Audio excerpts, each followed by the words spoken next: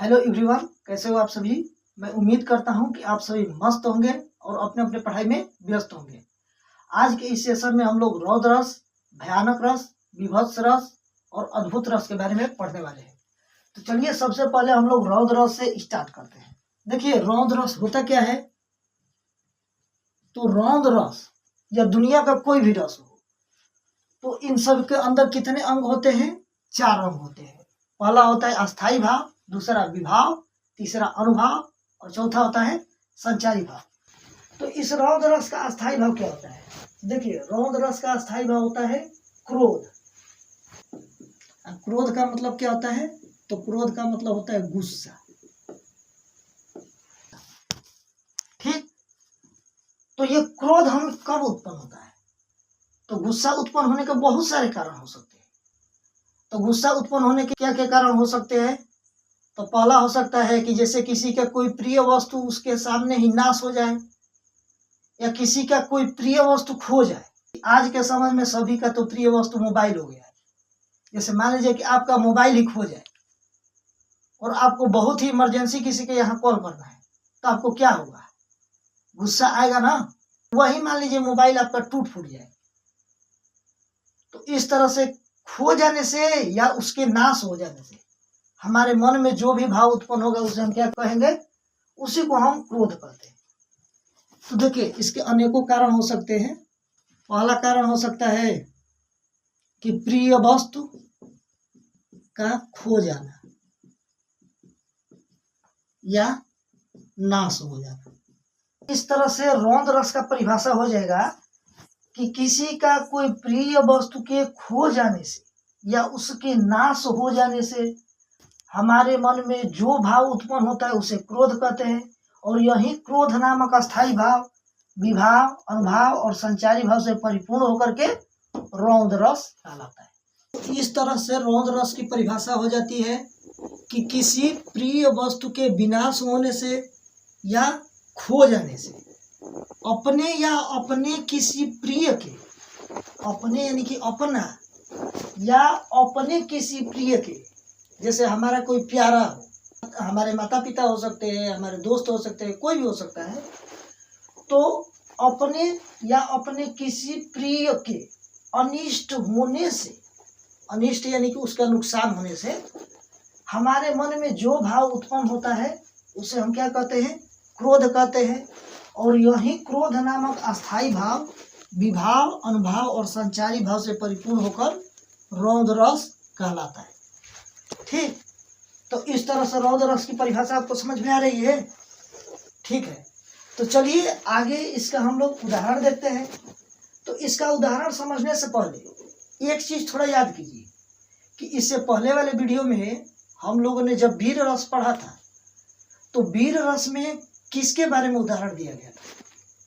तो वीर रस में अभिमन्यु के बारे में उदाहरण दिया गया था कि अभिमन्यु चक्रव्यूह को तोड़ने के लिए बहुत ही उत्साहित रहता है और वो चक्रव्यूह को तोड़ने के लिए क्या कहता है कि मैं सत्य कहता हूँ सखे सुकुमार मत जानो मुझे, यमराज से भी युद्ध में प्रस्तुत सदा मानो मुझे, है और की बात ही क्या, है और की बात ही क्या, गर्व में करता नहीं, माना तथा निजतात से भी समर में डरता नहीं। तो इस तरह से उसके अंदर जोश भरा रहता है और वो जोश में आकर के चक्रव्यूह के अंदर प्रवेश कर जाता है। तो देखिए यहाँ पे चक्रव्यूह की रचना दिखाई गई है। इस चक्रव्यूह में चक्रों के 7 घेरे बने हुए थे और जितने सारे घेरे हैं इस पे एक से बढ़ के एक योद्धा बैठे हुए हैं। उन सबको हरा करके और सबसे बीच में उसको प्रवेश करना है। ठीक, तो ये 6 द्वार को तोड़ करके सभी योद्धा पे विजय प्राप्त करके अंदर प्रवेश कर जाता है। जब ये 7वें द्वार पे जाता है तो इस 7वें द्वार पे 7 महारथी योद्धा बैठे रहते हैं और ये सब ऐसे ऐसे महारथी योद्धा है, इन पे विजय पाना बहुत ही मुश्किल है। तो पहला कौन है? द्रोणाचार्य। यही जो द्रोणाचार्य है, ये गुरु द्रोणाचार्य ही ये चक्रव्यूह की रचना किए हुए। तो गुरु द्रोणाचार्य है, गुरु द्रोणाचार्य के लड़का अश्वस्थामा है और ये कुल गुरु कृपाचार्य हैं।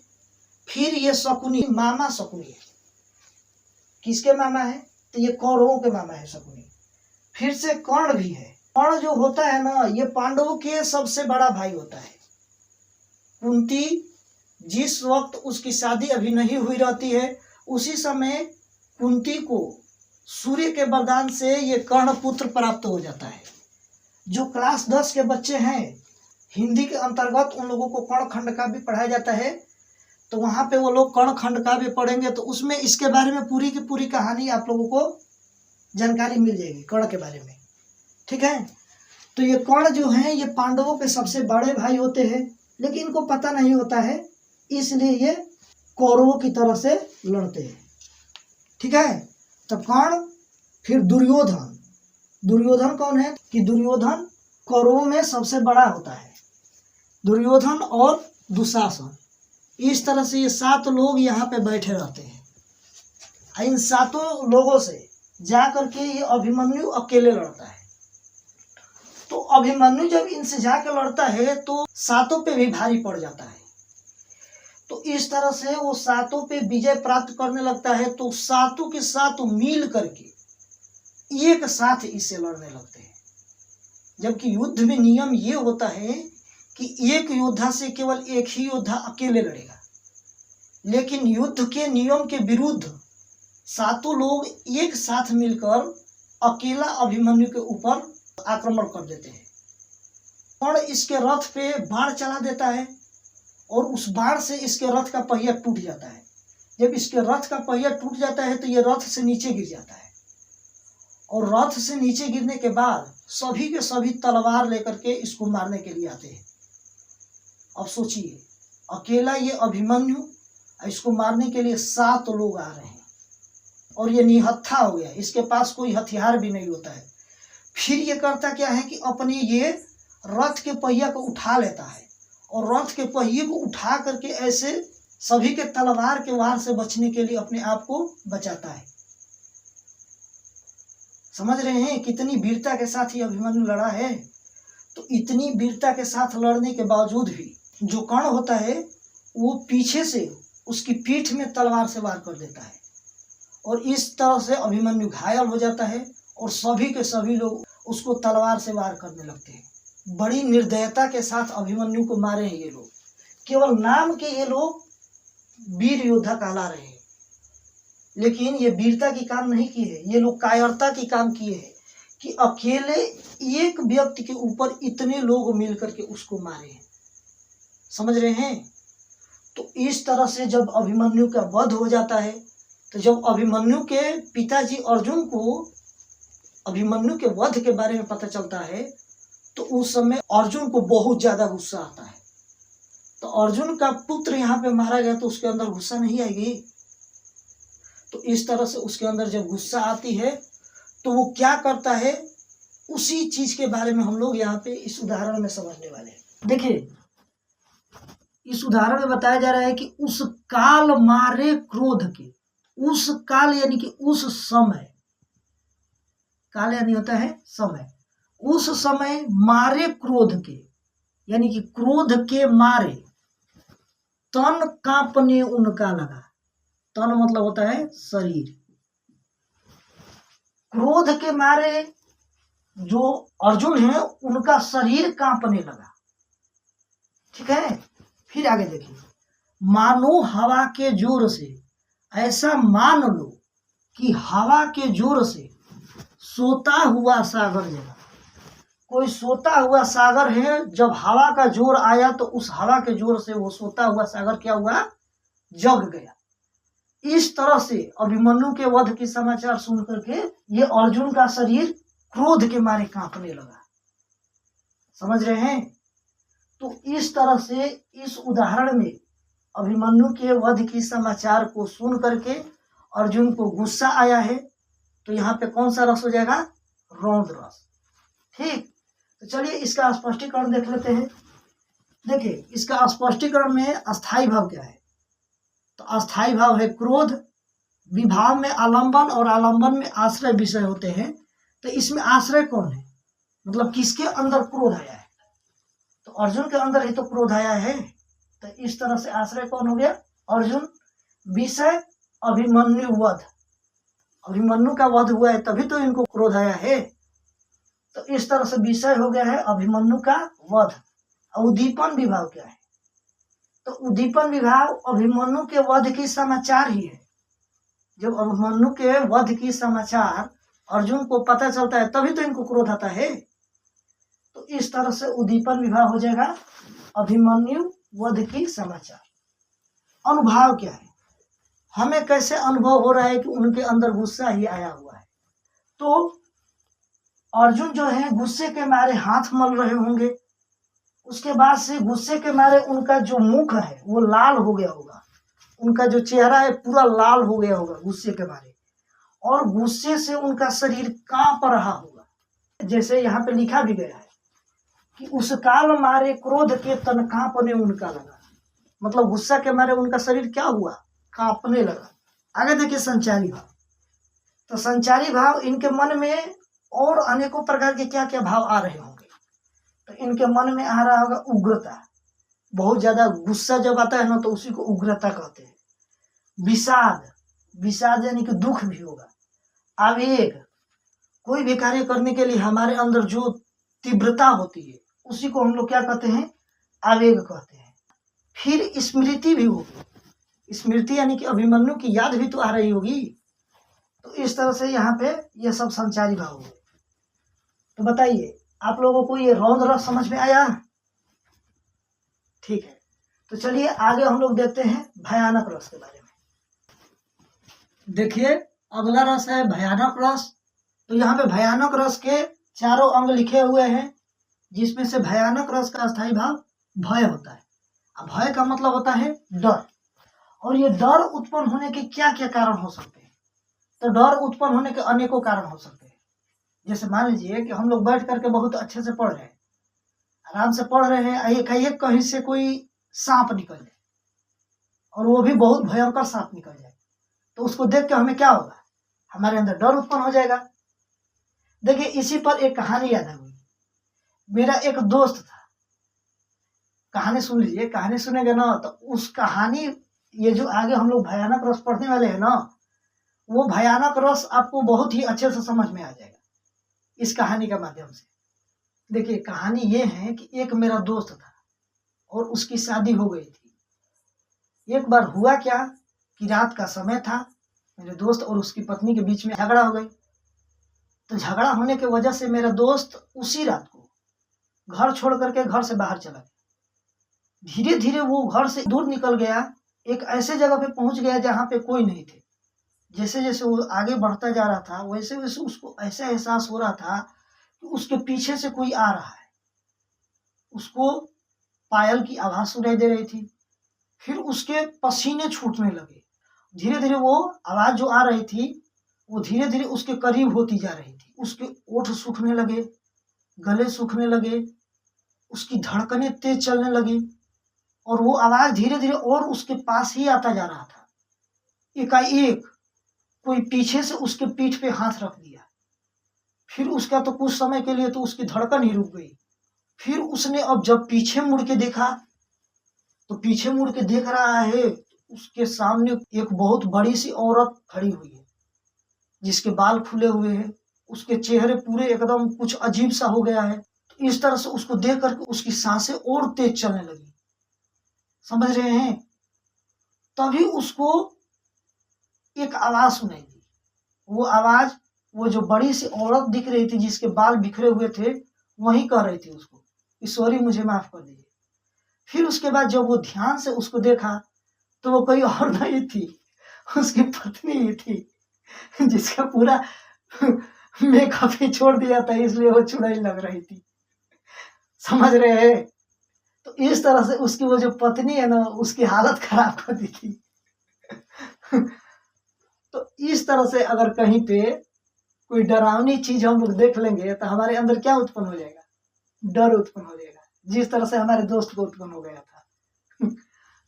समझे ना? देखिए डर उत्पन्न होने के अनेकों कारण हो सकते हैं।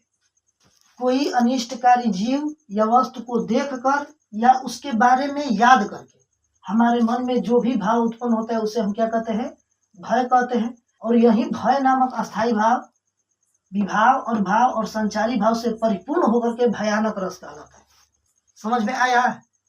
तो इस तरह से भयानक रस की परिभाषा हो जाएगी कि किसी अनिष्टकारी वस्तु, अनिष्टकारी यानी कि नुकसान पहुंचाने वाले वस्तु या जीव को देखने, सुनने या उससे स्मरण करने से हमारे मन में जो भाव उत्पन्न होता है उसे हम क्या कहते हैं? भय कहते हैं। और यही भय नामक अस्थाई भाव विभाव, अनुभाव और संचारी भाव से परिपूर्ण होकर भयानक रस कहलाता है। ठीक है, तो भयानक रस की परिभाषा समझ में आ रही है ना?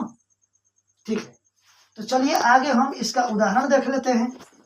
देखिए उदाहरण लिख रहा है कि एक और अजगरही लखी, अजगरही यानी कि अजगर सांप होता है, अजगर सांप, तो वही है एक और अजगरही लखी, एक और मृगराय, मृगराय यानी कि होता है शेर, मृगराय यानी कि शेर, बिकल बटोही बीच ही, बिकल यानी कि होता है व्याकुल, व्याकुल यानी कि परेशान, बटोही, बटोही यानी कि होता है राही। आज के समय में गाड़ी आ गई है तो गाड़ी से बहुत लोग एक जगह से दूसरे जगह चले जा रहे हैं आसानी से, लेकिन पहले के लोग पैदल ही एक जगह से दूसरे जगह जाया करते थे। तो उस समय पैदल जाने वाले लोगों को हम क्या कहते थे? राही कहते थे। तो वही बटोही का मतलब क्या हो गया? राही। बीच ही, बीच में ही, परियो मूर्छा खाए, परियो यानी कि पड़ गया, गिर गया, मूर्छा खाए, मूर्छा खाकर, यानी कि कोई राही है किसी रास्ते से जा रहा है और वो एकाएक उसके एक साइड क्या दिख जा रहा है? अजगर, और दूसरी साइड क्या दिख जा रहा है? शेर, और बीच में वो राही पड़ जा रहा है। तो इस तरह से एक और अजगर और दूसरे और शेर देख करके वो राही बीच में ही मूर्छा खा के गिर जाता है। उस राही को मूर्छा क्यों आ जा रही है? डर की वजह से।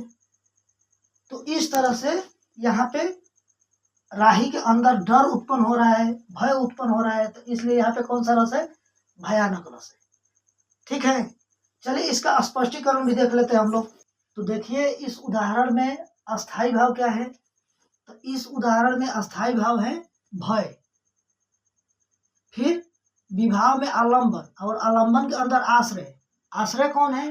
तो आश्रय यानी कि जिसके मन में डर उत्पन्न हुआ है वही तो आश्रय है। तो यहाँ पे आश्रय है बटोही, बटोही यानी कि राही, विकल बटोही, यही ना, राही के मन में तो डर उत्पन्न हुआ है। तो इस तरह से यहाँ पे आश्रय है बटोही। विषय कौन है?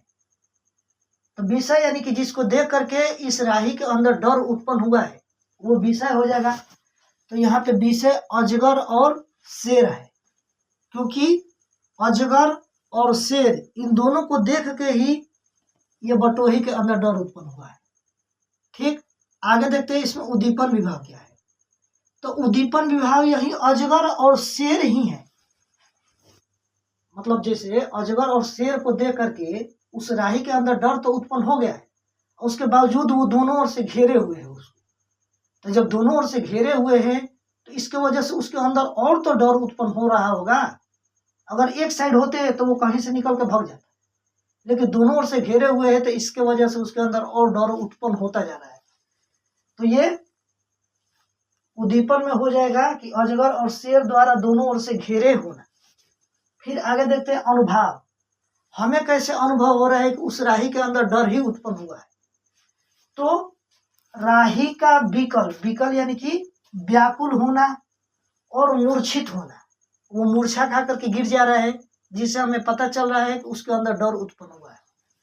तो इस तरह से अनुभव हो जाएगा राही का विकल और मूर्छित होना। संचारी भाव क्या है?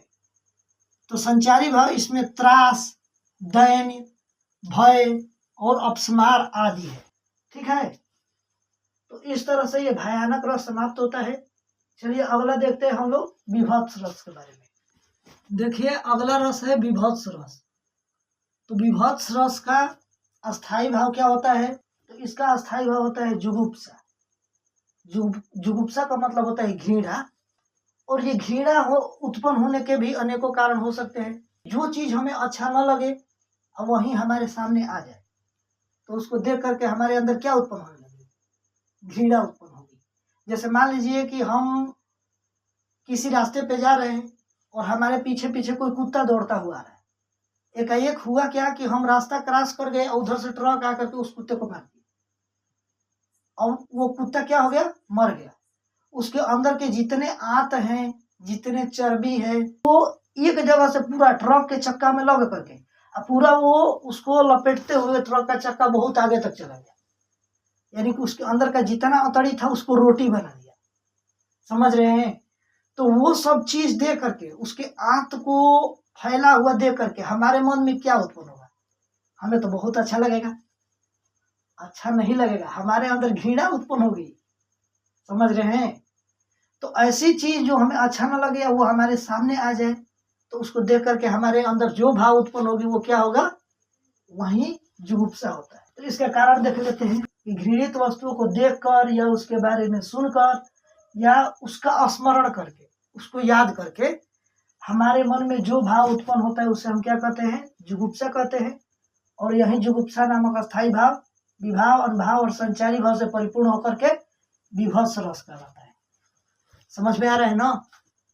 तो चलिए इसकी परिभाषा हम लोग देख लेते हैं। तो इस तरह से विभत्स रस की परिभाषा हो जाती है कि घृणित वस्तुओं को देखने या उसके बारे में सुनने या स्मरण करने से, स्मरण यानी कि याद करने से हमारे मन में जो भाव उत्पन्न होता है उसे जुगुप्सा कहते हैं। और यही जुगुप्सा नामक अस्थायी भाव विभाव, अनुभाव और संचारी भाव से परिपूर्ण होकर के विभत्स रस कहलाता है। ठीक है? तो इस तरह से विभत्स रस की परिभाषा हो गई। चलिए आगे हम लोग इसका उदाहरण देख लेते हैं। तो देखिए यहाँ पे विभत्स रस का उदाहरण दिया हुआ है। इस उदाहरण में किस चीज के बारे में बताया गया है?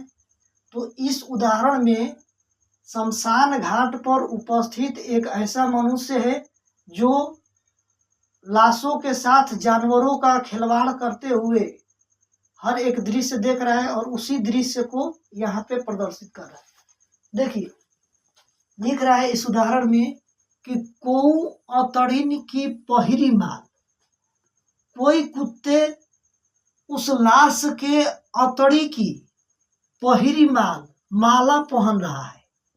ऐसा लग रहा है कि उसके अतड़ी को अपने गर्दन में लपेट के माला पहन लिए। इतना खाने में मगन हो गए हैं ना उस लाश को कि उसके आंत उसके गले में लपेटा करके माले की तरह बन गई है। तो माल यानी कि माला। तो कोऊ अतड़िन की पहिरी माल, कोई अतड़ी की माला पहन लिया है। इतरात दिखावत, ऐसा लग रहा है कि इतरा इतरा के दिखा रहे हैं। जैसे कोई औरत अगर मान लीजिए कि कोई महंगा हार पहन लेगी तो उसको बार बार वो दिखाएगी, तो उसी तरह से ऐसा लग रहा है कि ये कुत्ते या कोई भी जानवर है अतड़ी की माला पहन करके इतरा के दिखा रहा है। को चर्बी लय चोप सहित निज अंग निरावत, उसमें से कोई ऐसे भी हैं कि उसके चर्बी को, जो लाश है उस लाश के चर्बी को ले करके चोप सहित, जो चर्बी होती है तो उसमें थोड़ा सा चिपचिपा पदार्थ होता है, उसी चिपचिपे पदार्थ को यहाँ पे चोप कहा जा रहा है। तो कोई चर्बी ले चोप सहित, चोप के साथ चर्बी को लेकर के निज, निज यानी होता है अपना, अपने अंग निरावत, अपने शरीर में उसको लपेट रहे हैं। कोई ऐसे भी जानवर हैं जो उसके चर्बी को चोप के साथ लेकर के पूरे शरीर में लपेट रहे, खूब मगन है खाने में। फिर को मुंडनी ले मानी मोद कंदुक लौटा, को यानी कि कोई कोई ऐसे हैं कि मुंडनी, मुंडनी यानी कि मूड़ी, ये सिर को, वो इंसान का लाश है, तो कोई उस लाश के सिर को लेकर के, मुंडनी यानी कि सिर हो गया, सिर लय मानी मोद, मोद यानी कि होता है आनंद, आनंद मान करके कंदूक लौ डारत, कंदूक यानी गेंद, कोई तो उस लाश के सिर को लेकर के आनंद के साथ गेंद की तरह लुढ़का रहा है। ये सिर को सिर नहीं समझ रहा है, इसको गेंद समझ के लुढ़का लुढ़का के खेल रहा है, लग रहा है कि फुटबॉल खेल रहा है। ठीक है? तो कोई उस लाश के सिर को आनंद के साथ गेंद समझ के उसको दारत दारत यानी कि लुढ़का लुढ़का करके खेल रहा है। को रुंडनी, तो ये रुंडनी क्या है? देखिए रुंडनी, ये जो पूरा बॉडी होता है, तो पूरे बॉडी में से अगर ये सिर अलग कर दिया जाए तो सिर के बगैर यहाँ से नीचे का सारा हिस्सा रुंडनी कहलाता है। ठीक है, और ये सिर को मुंडनी कहा गया है। यहाँ पे सिर क्या है? मुंडनी। मुंडनी के बाद नीचे का जितना सारा हिस्सा है वो रुंडनी। तो जब ये मुंडनी निकल गया तो रुंडनी ही तो बचेगा। तो ये मुंडनी को गेंद की तरह लुढ़का लुढ़का के कोई खेल रहा है। को रुंडनी पे बैठ करेजो फाड़ निकाला, इसके अंदर के जितने सारे करेजी हैं, आंत है, छोटी आंत बड़ी आंत कोई भी आंत हो, वो सारे के सारे आंत कलेजा फेफड़ा हर एक चीज निकाल करके को रुंडनी पे बैठ करेजो करेजो फाड़ निकाल, फाड़ फाड़ के निकाल रहे हैं। अब आप समझ रहे हैं कि कितना अच्छा लग रहा होगा वो दृश्य देख करके, समझ रहे हैं ना? तो इस तरह से अच्छा नहीं लग रहा होगा, घृणा उत्पन्न हो रही होगी। ठीक है, चलिए इसका हम लोग स्पष्टीकरण भी देख लेते हैं। तो देखिए इसके स्पष्टीकरण में अस्थाई भाव क्या है? तो यहाँ पे अस्थाई भाव है जुगुप्सा, मतलब घृणा। आश्रय कौन है? तो आश्रय शमशान पर स्थित वो मनुष्य है जो ये सारा का सारा दृश्य देख रहा है। तो आश्रय शमशान पर स्थित मनुष्य हो गया। विषय, किसकी वजह से उसके अंदर ये सारा का सारा घृणा उत्पन्न हो रहा है? तो वो विषय शवों की अतड़ी है। उस लाश के अतड़ी, चर्बी, मूंड, करेजा, ये सब चीज है। ठीक है, तो ये विषय में ये सब हो जाएंगे। उद्दीपन विभाग क्या है? उसके अंदर घृणा और कौन उत्पन्न कर रहे हैं? तो ये सारे के सारे जानवर उत्पन्न कर रहे हैं, अति कर रहे हैं, अनेकों प्रकार की क्रिया कर रहे हैं। जैसे देखिए क्या क्या कर रहे हैं। अतड़ी की कोई माला पहन रहा है, कोई चर्बी को पोत रहा है अपने शरीर पे, लग रहा है कि वो लोग पूरा मतलब लोशन लगा रहे हैं, बॉडी लोशन। तो कोई चर्बी को पोत रहा है, कोई कलेजा को फाड़ फाड़ के निकाल रहा है, लग रहा है कि उसके अंदर कुछ ढूंढ रहे हैं वो लोग। ठीक है, तो इस तरह से यहाँ पे कौन उद्दीपन विभाग हो जाएगा, ये सब चीज। आगे देखिए अनुभव क्या है? हमें अनुभव कैसे हो रहा है कि ये जो शमशान पर स्थित मनुष्य है उसके अंदर घृणा उत्पन्न हो रही है। तो वो तो घृणा इस उदाहरण में दिखाया नहीं जा रहा है, लेकिन वो ऐसे ऐसे सारे चीज देख करके उसके अंदर घृणा उत्पन्न हो रही होगी। तो हम अनुमान लगा रहे हैं कि मनुष्य के मन में ग्लानि उत्पन्न हो रही होगी, घृणा उत्पन्न हो रही होगी। तो यहाँ पे अनुभव हो गया मनुष्य के मन में, मन की ग्लानि। आगे देखिए संचारी भाव क्या है? तो संचारी भाव इसमें है दैन्य, ग्लानि, निर्वेद आदि। निर्वेद यानी कि होता है दुनिया से मोह माया का खत्म होना, निर्वेद कहलाता है। तो उसके अंदर निर्वेद भी आ रहा होगा, कभी कभी सोच रहा होगा कि इस दुनिया में कुछ है नहीं, सबको एक न एक दिन ऐसे ही मर जाना है। तो इस तरह से उसके मन में निर्वेद नामक भाव भी उत्पन्न हो रहा होगा।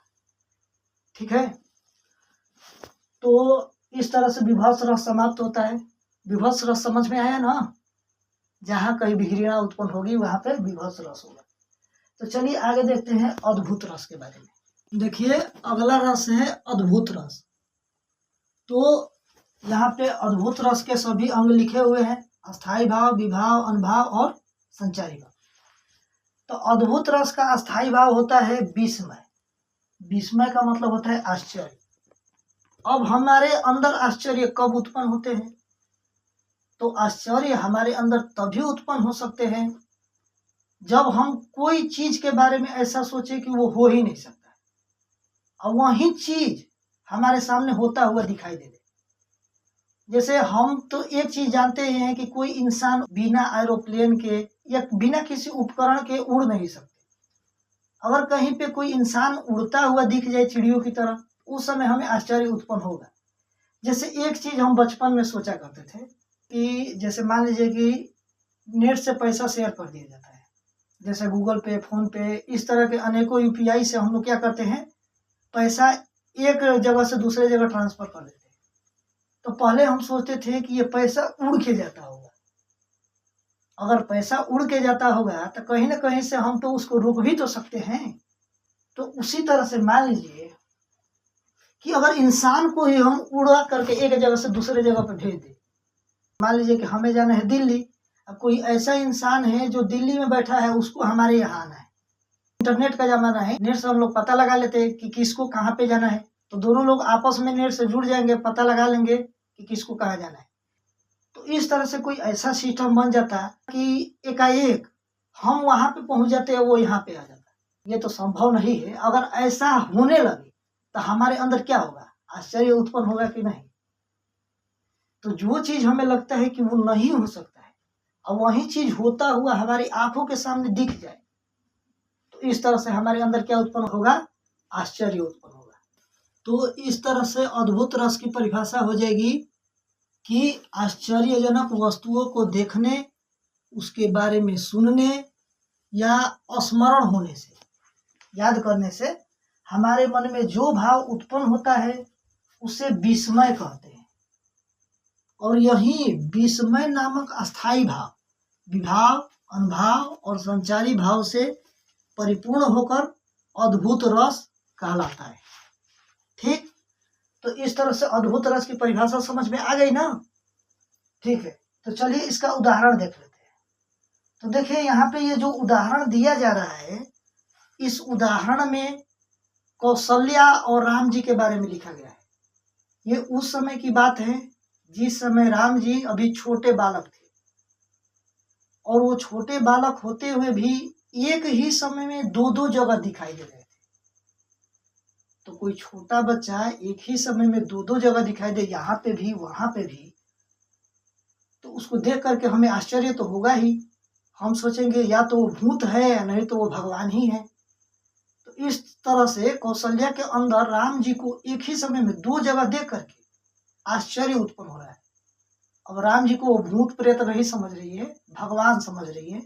सोच रही है कि जरूर ये भगवान का कोई रूप है, जिसके वजह से ये एक ही समय में दो दो जगह दिखाई दे रहे हैं। तो चलिए इस उदाहरण को समझ लेते हैं। देखिए उदाहरण में लिख रहा है कि यहाँ वहां दो बालक देखा, यहाँ वहां दो बालक देख रही है। कौन? कौशल्या माता। मति भ्रम मोरी की आन विशेखा। मति भ्रम, मति यानी कि होती है बुद्धि, भ्रम मोरी, मोरी यानी कि उनकी, कौशल्या जी अपने बारे में कह रही है कि मति भ्रम, मेरी बुद्धि तो भ्रम में पड़ गई है। आन विशेखा, विशेखा यानी कि किसी विशेष प्रकार के, विशेखा यानी कि विशेष प्रकार से, मेरी मति तो भ्रम में किसी विशेष प्रकार से पड़ गई है। आगे देखिए, तन पुलकित मुख वचन न आवा, उनका तन पुलकित होने लगा। फिर वो सोच रहे हैं कि जरूर ये कोई भगवान का रूप है। तो ऐसा सोच करके उनका तन यानी कि शरीर पुलकित होने लगा। तन यानी शरीर, पुलकित, पुलकित यानी कि आनंदित। अब आप ही लोग बताइए, ये कौशल्या के अंदर आनंद क्यों उत्पन्न हो रहा है? तो किसी भी माता के अगर कोई बच्चा हो और वो भगवान का रूप हो, और वही बात उस माता को पता चल जाए कि हमारा बच्चा कोई भगवान है, तो उसको आनंद तो होगा ही। तो यही सोच करके कौशल्या जी का शरीर पुलकित होने लगा, आनंदित होने लगा। मुख वचन न आवा, उनके मुख से अब वचन भी नहीं निकल पा रहा था। फिर क्या कर रही है कि नयन मूदी, नयन यानी कि होती है आंख, नयन यानी आंखें, आंखें मूद करके चरणन सिर नावा, चरणन यानी कि चरणों में, चरणों यानी कि पैरों में, राम जी के पैरों में क्या कर रही है? नयन मूद चरणन सिर नावा, आंखें बंद करके राम जी के चरणों में सिर झुका रही है। नावा यानी कि झुका रही है। तो इस तरह से यहाँ पे कौशल्या जी को, राम जी को एक ही समय में दो दो जगह देख करके आश्चर्य उत्पन्न हो रहा है।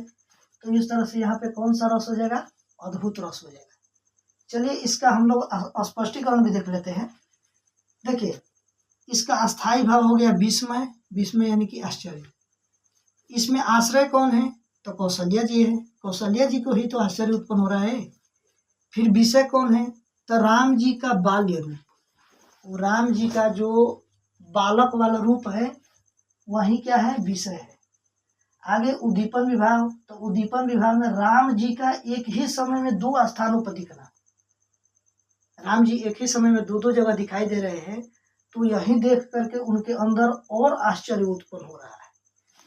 आगे अनुभाव, हमें कैसे अनुभव हो रहा है कि कौशल्या जी के अंदर आश्चर्य हुआ है? तो कौशल्या जी का रिएक्शन देख करके देखिए कौशल्या जी क्या कर रही है। कौशल्या के मुख से वचन न निकलना है, आश्चर्य की वजह से कौशल्या जी के मुख से वचन नहीं निकल रहा है और राम जी के चरणों में सिर झुका रही है। देखिए यहाँ पे लिखा भी गया है, तन पुलकित मुख वचन नावा, उनका शरीर आनंदित हो गया जिसके वजह से उनके मुख से वचन नहीं आ रहा है। नयन मुदि चरण सिर नावा, और वो आंखें बंद करके राम जी के चरणों में सिर झुका रही है। आगे देखते हैं संचारी भाव। तो संचारी भाव क्या है? तो संचारी भाव इसमें भ्रांति, त्रास आदि, ये सब संचारी भाव। तो इस तरह से ये अद्भुत रस समाप्त होता है। ठीक है, यहाँ तक टोटल 8 रस कंप्लीट हो गए हैं और हमें 11 रस पढ़ना है।